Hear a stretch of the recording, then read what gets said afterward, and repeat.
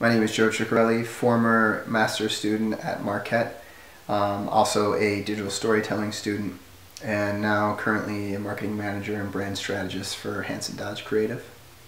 There I get to do everything from coming up with brand platforms for clients all the way to implementing their marketing activities and advertisements, which a lot of the time includes online storytelling videos and even some full-length television spots, which we'll actually be shooting in a few weeks. Coming from the digital storytelling program, I learned a lot of the basics for storytelling through video, and I've had the chance to apply a lot of that in what I'm doing today. Last year I worked on a documentary about some people that were very close to me, some family members, and they were going through a rather troublesome time.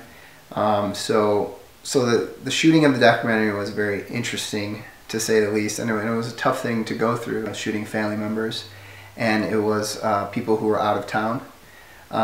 So it was tough to get everything because I would have to travel home, back to Detroit area, to do all the filming.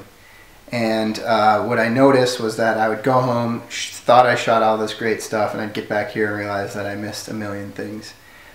So my one key tip is shoot more than you could ever imagine. I mean, that was the one thing I learned, that I went back to go edit my documentary and I realized that I just did not shoot enough B-roll. It was all interviews, and it really hurt the pacing of it because you really need something else to look at. You need something else to tell the story.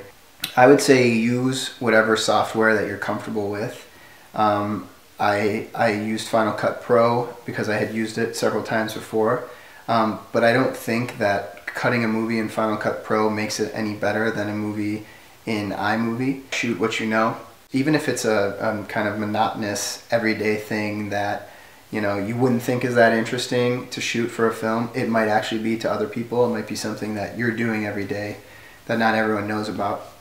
But the advantage to shooting something is you know what's going to happen, you know what people are going to say, you know how to set it up, and you know what story you're trying to tell. Because even though you're shooting documentaries and it's someone else's story, when you're telling the story, you're actually having to craft the story before you even think about shooting the film.